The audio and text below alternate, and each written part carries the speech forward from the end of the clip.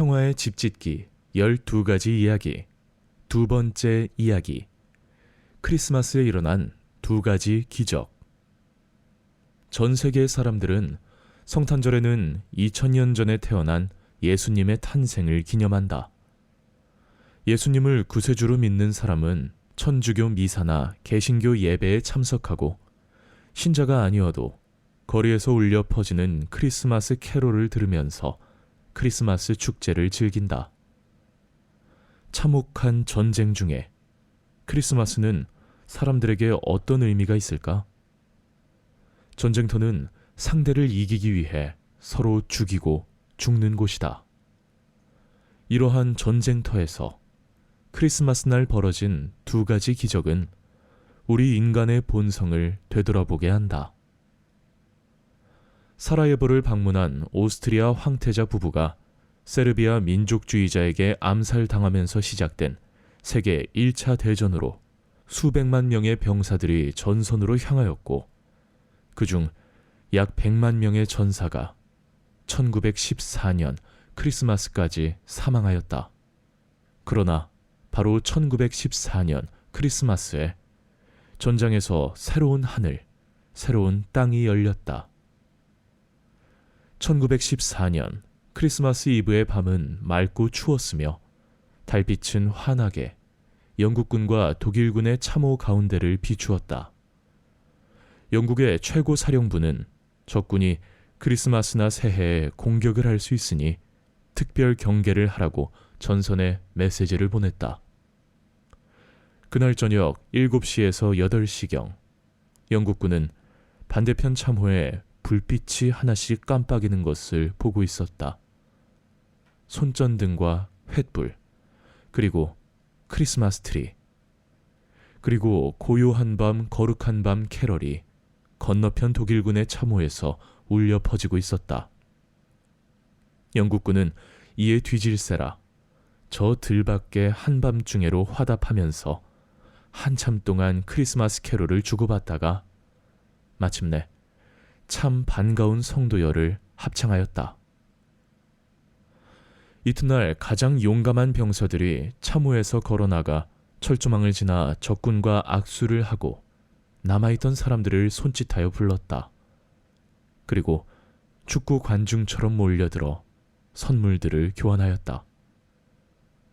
영국군은 초콜릿, 차, 푸딩을 제공하고 독일인은 시가, 소금에 절인 양배추, 슈넵스 술을 내놓았다.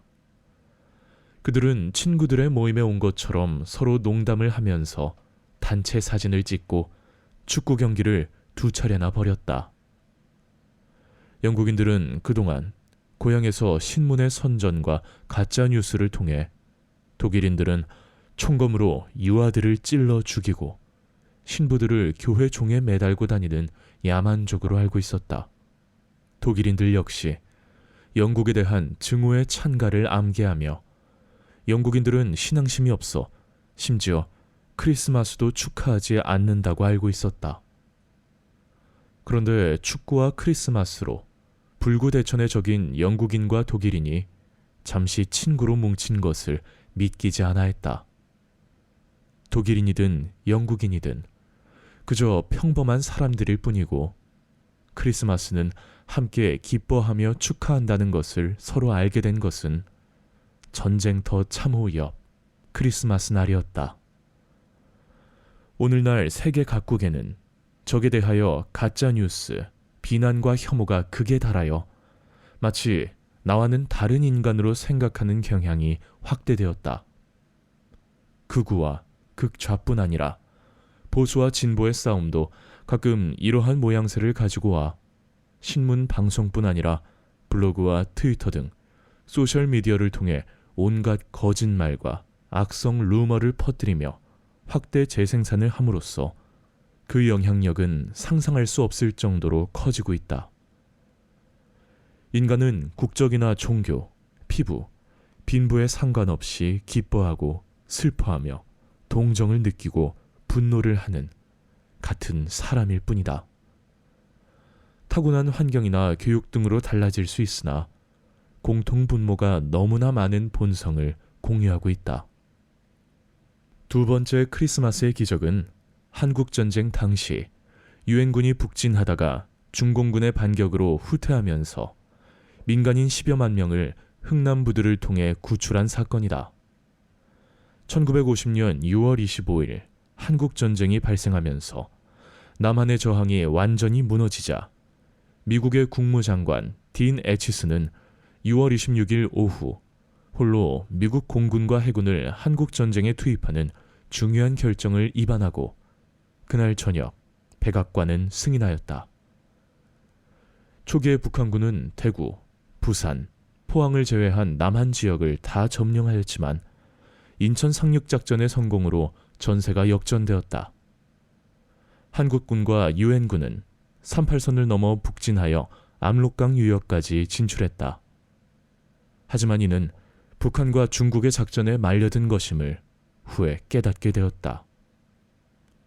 수십만 명을 앞세운 중공군의 개입으로 청천강 전투와 장진호 전투에서 전세가 밀리면서 동부전선을 맡은 한국군 제1군과 미 제10군단이 흥남부두와 성진을 통해 철수하였다.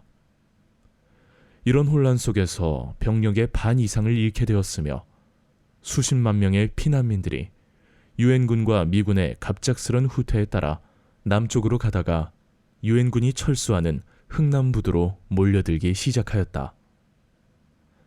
유엔군은 1950년 12월 14일에서 24일까지 미국 제1해병사단을 시작으로 흥남부두에서 철수하기 시작하였다. 그 당시 김백일 한국군 군단장과 제10군단 현봉학 고문관이 미군 10군단장 에드워드 알몬드를 설득하여 북한을 탈출하고 싶어하던 피난민 10만 명을 탈출시키려 하였다. 민간 화물선, 메르디스 빅토리아호 등의 도움으로 어뢰가 가득 찬 흥남부두를 무사히 빠져나와 거제도로 무사히 탈출시켰다. 당시 트루만 대통령은 이 사건을 두고 자신이 가질 수 있는 가장 좋은 크리스마스 선물이라고 언급하였다. 이처럼 흥남부두의 탈출은 전쟁 중에 민간인 10만 명 이상의 피난민을 크리스마스에 탈출시킨 유례없는 크리스마스의 기적 이야기이다. 그리고 당시 1만 4천 명의 피난민을 수송하여 그들의 생명을 살리는 결정을 내린 민간 화물선 메르디스 빅토리아호의 레너드 라두 선장은 베네딕토 수도회의 수사가 되었고 메르디스 빅토리아호는 가장 많은 구조 활동을 한 배로 기네스북에 올랐다. 만약 민간 화물선 빅토리아호의 러너드 라두 선장이 배 안의 군수 물자가 아까워서 버리지 않았다면, 화물선에는 화물만 싣는다는 원칙을 고집했더라면 크리스마스의 기적은 일어나지 않았을 것이다. 화물선에 사람을 싣기로 결정했더라도 그저 적당한 숫자의 인원만 실었더라면 수천 명의 인원만 탈 수 있었을 것이다. 그리고 만일 상선이 흥남부두 인근에 깔려 있었던 수많은 어뢰 중 하나와 충돌하였더라면 그 결과는 너무나 명백하다. 이런 모든 가능성을 다 배제하고 라두 선장은 기꺼이 사람들을 태우기로 결정하고 화물선에 태울 수 있는 최대 인원 1만 4천 명 이상을 태우고 어뢰를 피하여 남하하여 크리스마스 날 거제도에 마침내 도착할 수 있었다.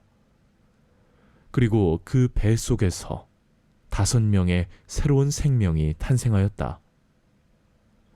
이렇게 거제도에 도착한 10여만 명의 피난민들이 낳은 아이들이 성장하여 우리가 사는 세상에서 버팀목이 되어 가정에 희망을 주고 평화를 위해 기여하지 않았을까? 평화의 집짓기 12가지 이야기 중에서 두 번째 이야기, 크리스마스에 일어난 2가지 기적을 들려드렸습니다. 다음 시간에는 세 번째 이야기, 연민에 대하여 이야기해 드리겠습니다. 구독과 좋아요도 잊지 말고 부탁드리겠습니다. 오늘 하루 행복하시길 바랍니다.